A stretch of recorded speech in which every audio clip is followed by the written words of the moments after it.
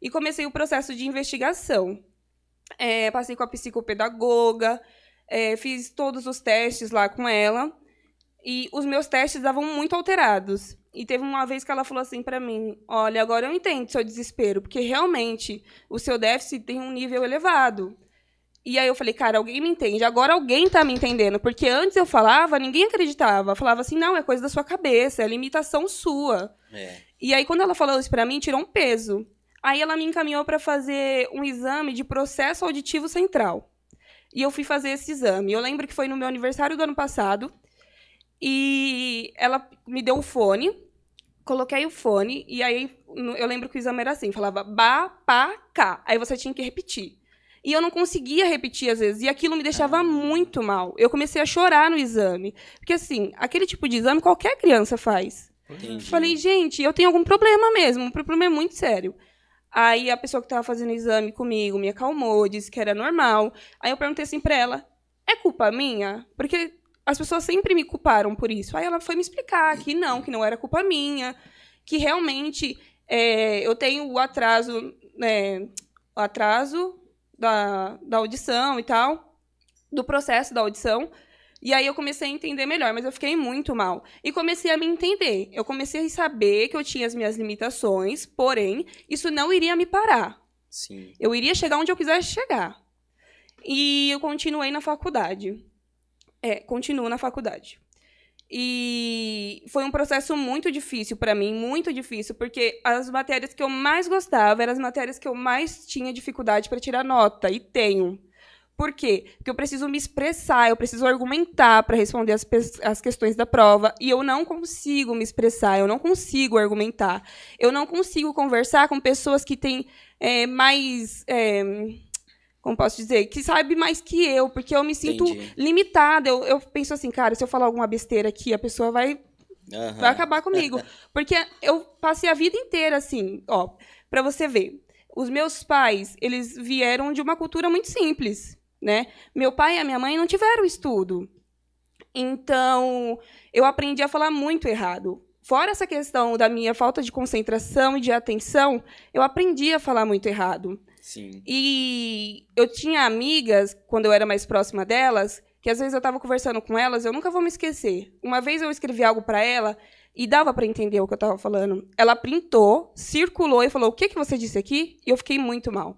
Porque só eu sei o quanto eu estudei português depois que eu saí da escola pelas aulas no YouTube, quantos cadernos eu não já gastei estudando português. Porque, assim, se eu falo, se eu escrevo errado, se eu escrevi errado, não era uma questão de desleixo meu. Era uma dificuldade minha. E aquilo me machucava demais. Sim. Mas talvez isso tenha sido o meu gás para chegar até onde eu cheguei. Porque foi por conta disso. Eu queria mostrar para as pessoas que eu sabia, que eu conseguia. Então, eu acho que isso me impulsionou. E aí o tempo foi passando, fui vendo que eu estava conseguindo alcançar as notas da faculdade, né? No primeiro semestre, eu peguei 2 DP. Para mim, foi muito ruim, foi um baque muito grande. Porém, eu ainda não tinha o diagnóstico do TDAH. Sim. E na escola, assim, no ensino fundamental e médio, você tinha bastante dificuldade, mas você chegou a reprovar por conta disso? Reprovei um ano, que foi o ano que eu mudei de São Paulo para Indaiatuba. Sim. E eu dava justificativa que é porque eu faltava demais. Então, eu nunca gostei de falar que eu tinha dificuldade. Falava, eu faltava demais. Sempre foi assim. Mas vocês falaram de TDAH, né? TDAH. O que é TDAH? É déficit de atenção e hiperatividade. Isso tem tratamento? Ele tem um tratamento, ele não tem cura. Ele não tem cura. Eu já tentei fazer alguns tratamentos. Não tem cura? Não. Eu já tentei fazer alguns tratamentos com medicamento, porém, por exemplo, o Ritalina, ele é um dos medicamentos para tratar o TDAH. E para mim, ele não tem efeito nenhum. Nossa. Mas o Ritalina, eu acho que para quem tem a hiperatividade junto com o TDA, eu acho que é ruim, né? Porque parece que ele te acelera, não é isso? Eu não senti efeito nenhum. Nem me acelerou, nem me acalmou. Não Entendi. Tá, e esse TDA é o quê? É o déficit de atenção. O H é hiperatividade.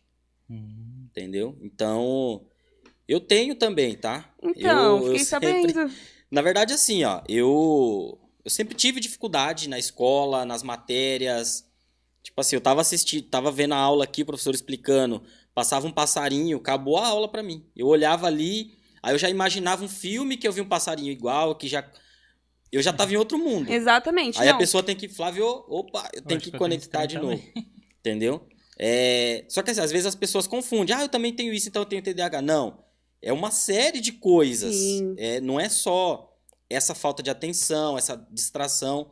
É uma série de coisas, né? Até porque hoje a sociedade ela exige muito da gente. Sim. Então as pessoas elas são muito cobradas e ela acaba achando que ela tem o TDAH. Mas quem tem o TDAH, ela nasce com o TDAH, ela não desenvolve com Não o decorrer do desenvolve tempo. depois. Entendeu? O que acontece é que quando a criança tem TDAH na infância, se é tratado, ela tem uma melhora significativa para seguir a vida, ou ela tem uma piora. No meu caso, assim, É. eu acho que só rolei ladeira abaixo.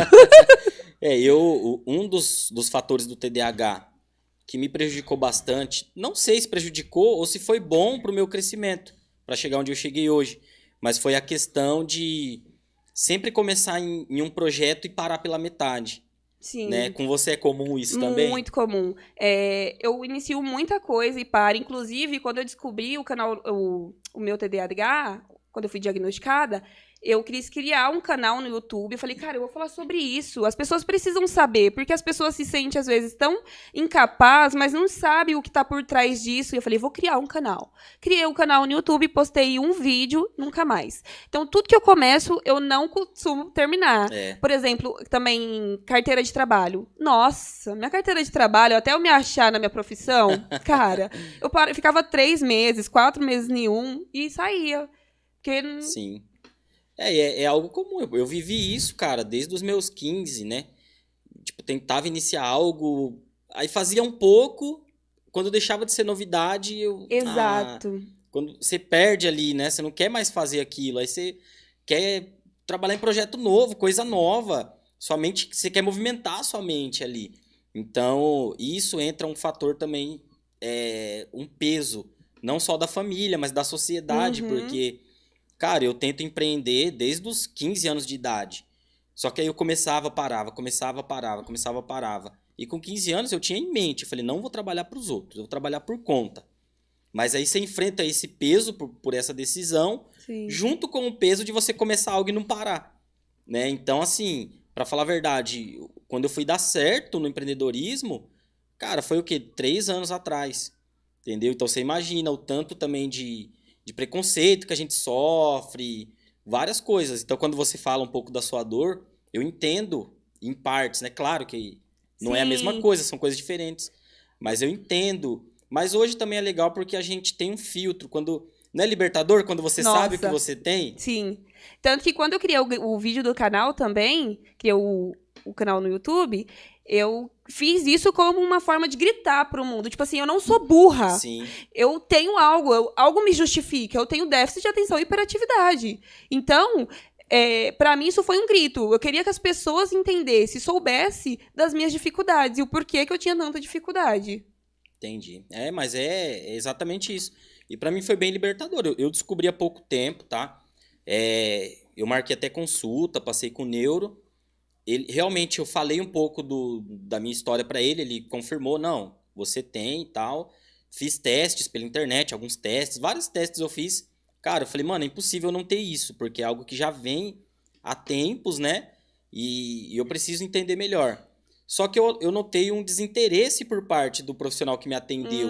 É muito comum. Então, assim, ele falou: Ah, cara, você tem, mas isso tá te impedindo de alguma coisa e tal. Não, fica tranquilo, não precisa tomar nada e tal. Sabe? Um negócio meio. Então, sabe o que eu penso? Se você foi atrás, se você procurou um médico, é porque algo te levou até lá. Exato. Então, as pessoas, eu vejo muito desinteresse quando a gente diz que a gente tem o TDAH. Às vezes eu acho que as pessoas não entendem e às vezes eu acho que as pessoas falam assim, mais um para a sociedade. Porque o TDAH não é algo novo. Ele já se existe ele Sim. sempre existiu, né? Só que hoje, com a internet, as pessoas têm mais acesso, elas têm mais informações e aí se descobre com mais facilidade o TDAH. Então, O autodiagnóstico hoje tá melhor com a internet, sim. né? Apesar que eu acho que talvez tenha sido isso que o profissional que me atendeu ficou meio que bravo, não sei. Porque ele fala, você pesquisou na internet, né? Ah, então. Então os caras já falam assim, pô, mas... Aí dá vontade de falar assim, eu pesquisei na internet. Mas você sabe por que que eu pesquisei? Porque isso tá me então. fazendo mal, tá me prejudicando. Exato. Não é? Mas quando eu descobri que tem um porquê, tudo isso que aconteceu comigo, cara, é como se tivesse quebrado umas correntes. Exatamente. É Você isso se que eu falo. aceita. Cara, minha vida, assim, melhorou demais, entendeu? Isso é muito importante. Eu acho que o diagnóstico, ele é muito importante para quem tem. Porque, assim, todo mundo é desatento. Todo mundo tem as suas dificuldades. Porém, quem tem o déficit de atenção e a hiperatividade sofre ainda mais que o comum, Sim, né? Então, a gente busca ajuda porque a gente quer melhora. com certeza.